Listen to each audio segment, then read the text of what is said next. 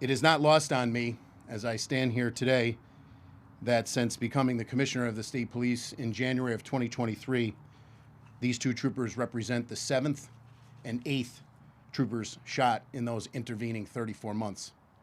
Additionally, since August 7th across Pennsylvania, they represent the 8th and 9th law enforcement officers who have been shot across this Commonwealth. I would lastly, before I turn it over to Lieutenant Colonel Bivens, like to ask you for the continued thoughts and prayers of not only our troopers, but their families, their significant others, spouse, extended family. It's a terribly traumatic event. I can tell you that last night I spoke to both of them. They were conscious, in very good spirits, and I can't say enough about how they performed during this incident, but also how their fellow troopers and our law enforcement partners performed. It's with a great sense of pride that I say that, and it's with a great sense of thankfulness that we are not here planning 2 line-of-duty funerals. Lastly, before I turn it over to Lieutenant Colonel Bivens, the procedural posture of where we are is that we're conducting a joint investigation with the Franklin County District Attorney's Office and the PSP Major Case Team. It's within the authority of the Chief Law Enforcement Officer in District Attorney Brink to conduct a full, fair, competent, and thorough investigation into this matter. And I will now turn it over to Lieutenant Colonel Bivens to give you an operational rundown, and then he will turn it over to District Attorney Brink. Thank you very much. Thank you, Colonel. Good afternoon. So some additional details. The Colonel has described for you the theft that occurred and the pursuit after the vehicle was spotted on Interstate 81. There were numerous attempts to bring that pursuit to a halt. The attempts involving spike strips, the first one, as he said, was unsuccessful. The second one was successful. The vehicle went off of the ramp at exit 3 on 81 southbound into the grass area adjacent to the off-ramp. When it went into that grass area, it came to a stop. Troopers positioned their vehicles tactically in an effort to make sure that the vehicle didn't continue any further, and also in an effort to take the individuals within that van into custody. There was an effort, I should say, to have those individuals come out of the van and comply with law enforcement orders so that they could be taken into custody peacefully. Based on those commands that were given, 2 of the occupants, first Amir Lauren Swift, and we have, if we haven't already, we will pass out information about each of these subjects so that you'll have it. She's 21, from Baltimore, Maryland, and her her current criminal charges are included on that sheet that we have provided you. She complied and came out of the vehicle. A second suspect, Gianni Jada McGowan, also 21, of Baltimore, complied and came out of the vehicle. A third subject, who we now know is Lamar Foy, he was 31, from Baltimore, Maryland as well, did not comply. Troopers attempted to give commands. They broke the driver's window out of the vehicle in an attempt to get access to him. He began firing on troopers from within the van, and as troopers positioned themselves to places of cover behind their vehicles and adjacent to their vehicles, he actually ran out the side door of the van and charged those troopers in an effort to shoot them, and continued firing at them as he ran toward them. Troopers exchanged gunfire with him. He actually came around one side of one of the patrol vehicles and then started to go around the front and the other side of that vehicle in an effort to chase those troopers down. 2 of the troopers were seriously wounded.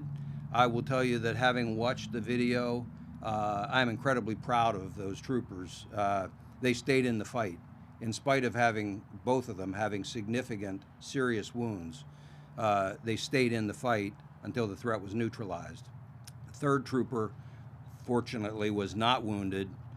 He also, of course, was in the fight and did a heroic job, engaged the subject, and as the subject moved past the police vehicles and over in the direction of Route 11, or the Molly Pitcher Highway, the third trooper was in fact able to put the subject down. He was checked and was ultimately found to be deceased. There are a number of investigative steps that have been taken. We have served numerous search warrants to include on the van that was involved in this incident. There was a large quantity of illegal drugs, paraphernalia, and cash found within that van. There was stolen merchandise found within that van. And so there are a lot of things that will continue to be investigated as we go forward. We do not believe that this crime was committed in an isolated manner, but instead was likely part of a larger crime pattern, and that remains the subject of investigation going forward. There are a number of investigative steps that remain to be done in the shooting investigation itself. However, the vast majority of the steps needed to ensure we have a good understanding of what occurred there have already been taken. There was significant video footage from many different angles that was able to be reviewed as part of this investigation, and again gave us a great insight as to what occurred there. There are additional analyses that will be done, and if there is anything significant to report as a result of that ongoing investigation, we will release that at some point in the future. When we're done here, we'll open this up to questions in a few minutes, but first, the district attorney would like to say some words here about his findings in the matter. Sir. Thank you. First off, thank you everybody for coming. My name is Ian Brink. I am the Franklin County District Attorney. I would like to thank Commissioner Paris and Lieutenant Colonel Bevins from the State Police. Also, I don't know, he made it over there, my Chief Detective Scott Mummer, who assisted me by going out on the scene last night. And also I have from the coroner's office, our former elected coroner, now just working there, Jeff Connor, who assisted as well. So we are here to discuss the fatal shooting of Lamar Foy last night in Antrim Township, Franklin County. As District Attorney, my role is to review any use of force by law enforcement in Franklin County and to make a determination on that use of force. And that's what I'm going to be discussing today. I wanted to give this update in person at this time because we don't get many of these sorts of incidences in Franklin County. This is fairly unique here. So I wanted to be able to make everybody aware of what we're doing and why we're doing it.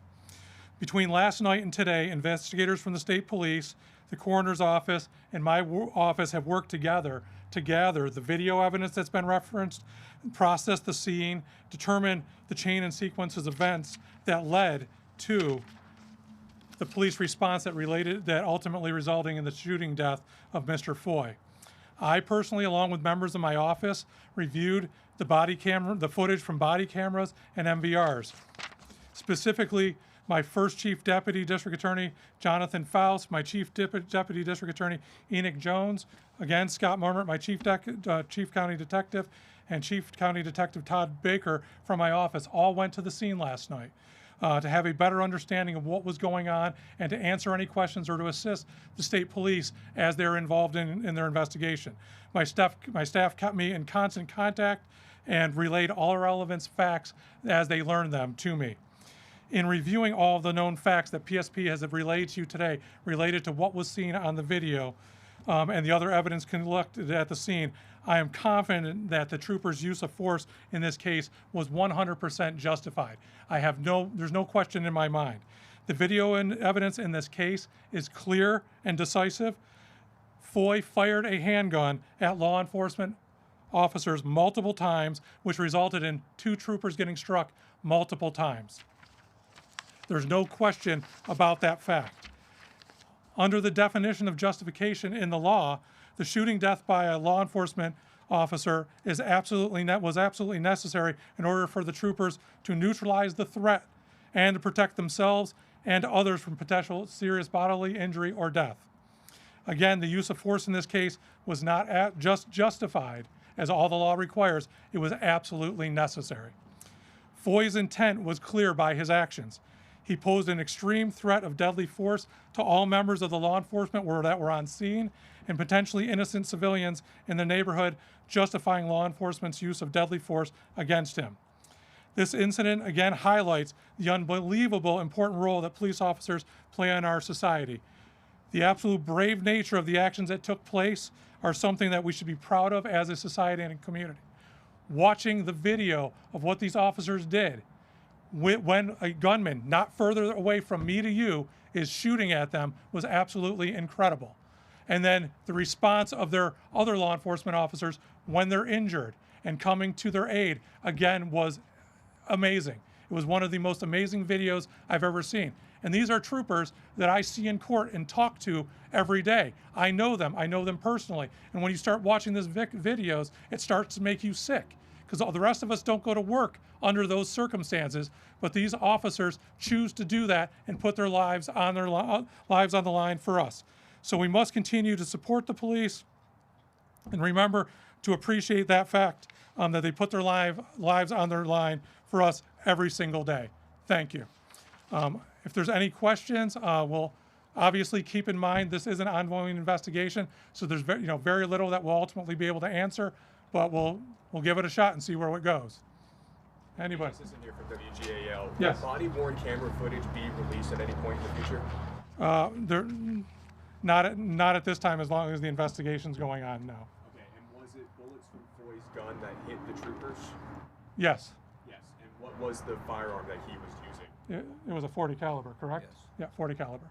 Yes. Yeah. So he came to armed ready to do some serious damage. And sir, if I might, Yes, absolutely. and along those lines, that firearm that he was using had been stolen September 29th in Maryland. It was a .40 caliber handgun and fully loaded. Any other questions? Yes, ma'am. You said that you're 100% confident the use of deadly force.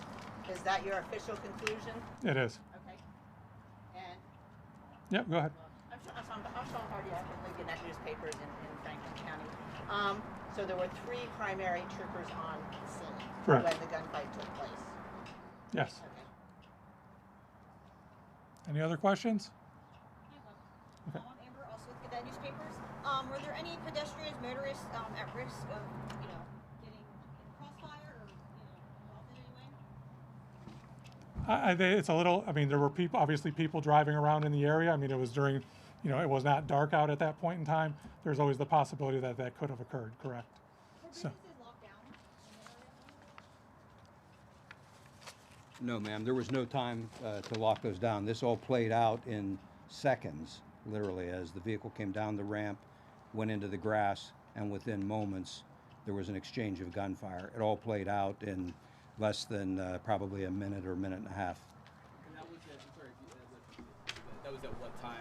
I know 6:14 was the call. How many minutes passed before? It would have been about 6:24, I believe. It was about the time of the incident there. And where were the 2 females at the time the shooting was taking place? One was on the ground in the grass outside of the van. The other one was just exiting the door when it started. And then she continued out and came into the grass. So neither of them tried running into the meeting or during the gunfire itself? Both of them did initially, they were complying, but both initially ran, I believe for their own safety, from the shooting that was coming from within the van. They ran a short distance and surrendered immediately after the shooting stopped. Yeah, we're going to wrap it up. That's going to be all the questions. Thank you very much for coming. We very much appreciate it. And again, I appreciate law enforcement's response, and keep that in mind regarding law enforcement and what they have to do every day. Thank you.